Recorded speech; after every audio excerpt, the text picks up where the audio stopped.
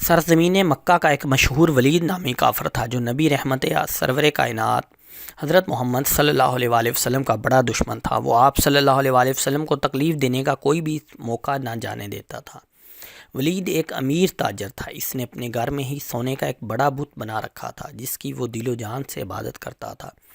ایک دن وہ بت کی پوجا کرنے میں مصروف تھا کہ اچانک سونے کا بت باتیں کرنے لگا جس کی وہ پوجا کر رہا تھا۔ اس بت نے ولید سے کہا، اے میرے ماننے والے، مجھ پر یقین کرنے والے، سن لے، حضرت محمد صلی اللہ علیہ وآلہ وسلم اللہ کے رسول نہیں ہے، نعوذ باللہ، رسول اللہ صلی اللہ علیہ وآلہ وسلم کا دین سچا نہیں ہے، استغفر اللہ، حضرت محمد صلی اللہ علیہ وآلہ وسلم پر کبھی بھی ایمان نہ لانا، استغفر اللہ، حضرت محمد صلی اللہ علیہ وآلہ وسلم کے رسول ہونے کی کبھی بھی تصدیق نہ کرنا۔ بت کو بولتے ہوئے دیکھ کر ولید کی خوشی کی انتہا نہ رہی۔ اس نے اپنے ارد گرد رہنے والے کافروں کو اکٹھا کیا اور بولا، دیکھو میرے خدا کیا بول رہا ہے۔ جب سارے اکٹھے ہو کر ولید کے بت کے پاس گئے تو انہوں نے بھی بت کے منہ سے وہی الفاظ سنے جو ولید نے سنے تھے۔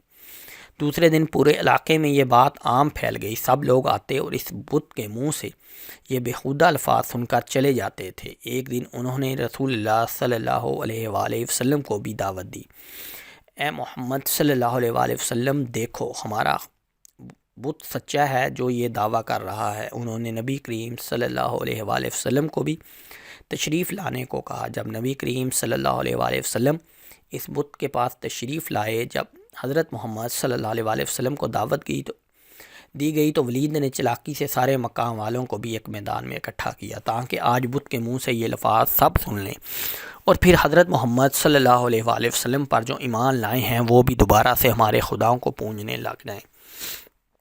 لوگ میدان میں کھڑے ولید کے بت کے منہ سے مشرکانہ الفاظ سننے کے لیے بے تاب کھڑے تھے۔ جب بت نے رسول اللہ صلی اللہ علیہ وآلہ وسلم کو دیکھا تو اس نے نبی کریم صلی اللہ علیہ وآلہ وسلم کی طرف اشارہ کرتے ہوئے کہا، اے لوگو، یہ حضرت محمد صلی اللہ علیہ وآلہ وسلم ہیں، یہ اللہ تعالیٰ کے آخری نبی ہیں، ان کا دین سچا دین ہے، قرآن پاک اللہ تعالیٰ کی آخری کتاب ہے، میری ان باتوں سے کبھی بھی انکاری مت ہونا۔ اگر تم ان باتوں سے انکاری ہوگے تو تمہارے لیے اللہ تعالیٰ نے جہنم میں سخت عذاب تیار کر رکھا ہے۔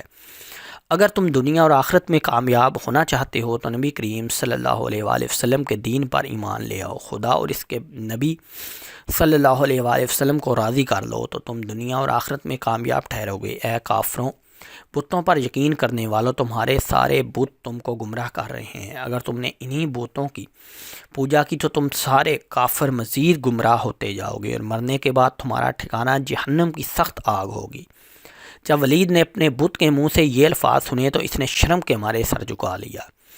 ولید کو اپنے بت پر اتنا غصہ آیا کہ اس نے غصے میں آ کر اس بت کے ٹکڑے ٹکڑے کر دیے۔ حضور کرم صلی اللہ علیہ وآلہ وسلم یہاں سے واپس جا رہے تھے کہ نبی کریم صلی اللہ علیہ وآلہ وسلم کی نظر ایک گھوڑے سوار پر پڑی جو بڑی تیزی کے ساتھ ہاتھ میں خون سے تر تلوار لیے نبی اکرم صلی اللہ علیہ وآلہ وسلم کی طرف آ رہا تھا۔ جب وہ نبی کریم صلی اللہ علیہ وآلہ وسلم کے پاس آیا تو اس نے آپ صلی اللہ علیہ وآلہ وسلم کو سلام کیا۔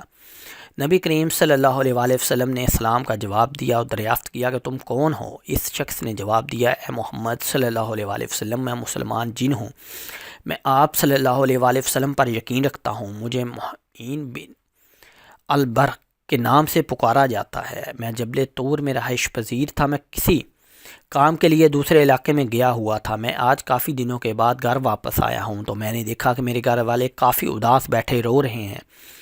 میں انہیں ان سب سے رونے کی وجہ دریافت کی تو انہوں نے جواب دیا کہ ایک شیطان کا ولید کافر کے بت میں حاضر ہوتا ہے اور اس نے حضرت محمد صلی اللہ علیہ وآلہ وسلم کے بارے میں بےہودہ الفاظ کہے ہیں۔ وہ شیطان آج پھر اس بت میں حاضر ہونے کے لیے آ رہا ہے جو کہ نبی کریم صلی اللہ علیہ وآلہ وسلم کے بارے میں نعوذ باللہ غلط الفاظ بولنے والا ہے۔ جب میں نے گھر والوں سے یہ الفاظ سننے تو مجھ سے برداشت نہیں ہوا، میں نے اس شیطان کو رستے میں ہی روک کر قتل کر دیا اور اس بت میں داخل ہو کر آپ صلی اللہ علیہ وآلہ وسلم کے سچے نبی ہونے کی گواہی دی۔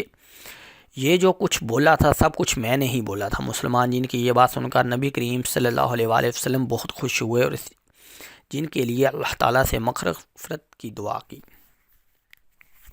سبحان اللہ، سبحان اللہ۔